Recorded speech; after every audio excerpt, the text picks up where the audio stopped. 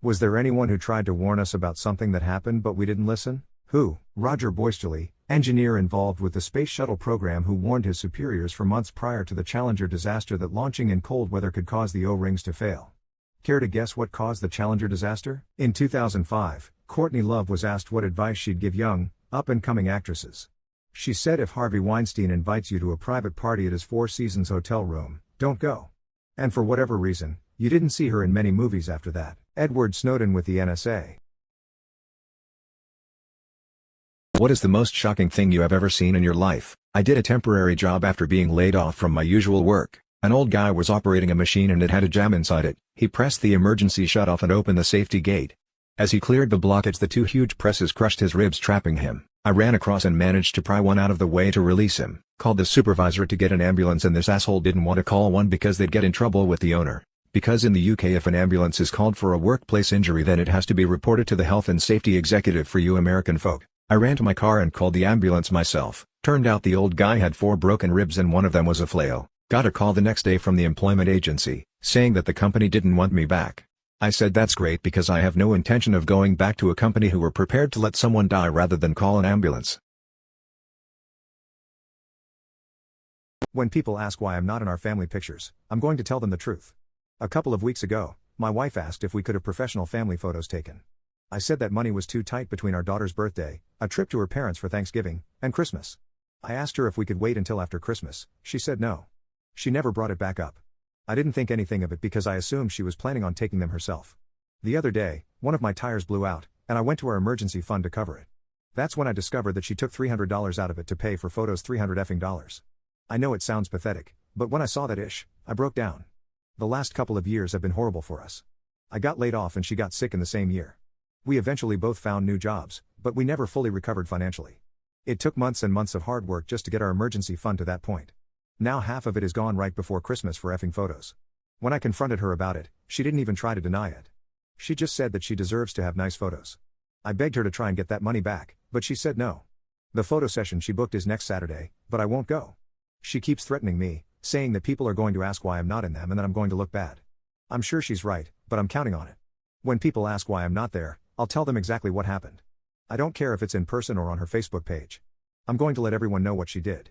Since having pictures to show off is more important to her than our family's safety, it seems only right that her family and friends should know that.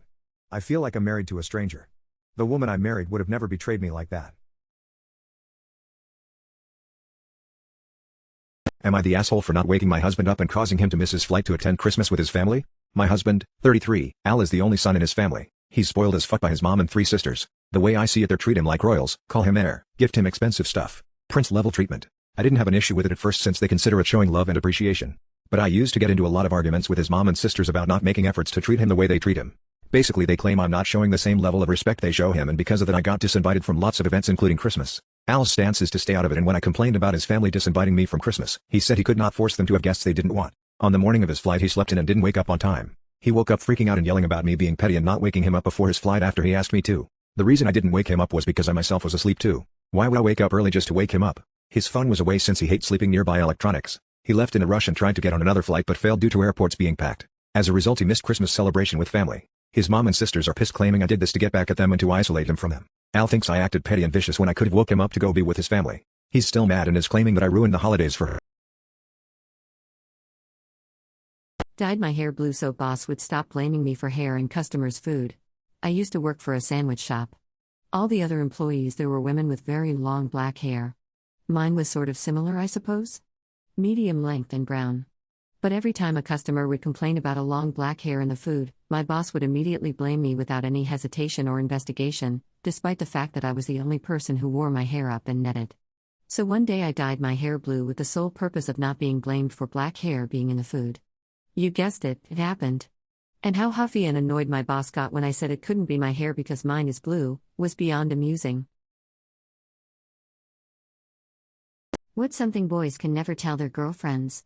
We're concerned about you just get up and leaving us. I've had it happen once, no warning or anything. The day before we were spooning in bed, talking like normal about everything. The next day she just moved out, left me and the dog she insisted we buy. I didn't really want the responsibility, without so much as a penny. I had spent a small fortune paying off her student loan, And all our bills a few days prior, I had an insane payout because of a large bonus thanks to my effort at work, and the deal was that we'd use her salary to buy food and live our lives that month. 6.5 years relationship, and she just left me without so much as an explanation. Left me without money to buy food for me or the dog. It was so unexpected her friends called me and asked if I had cheated or what I had done wrong. None of them knew why she left either. It's been 10 years, and I still don't know, and I still don't fully trust it won't happen again with my current girlfriend. The dog is still with me BTW. What did a crush do that made you instantly lose interest in her? She asked me to prom. I said yeah. 2 days before prom I actually don't want to go with you, but I already bought both of our tickets. As the guy, I expect you to pay me back for them. I tried to explain that's not how transactions work. She kept telling me it was my responsibility. I asked if she was going crazy. Never heard from her again. They poked fun at my mom.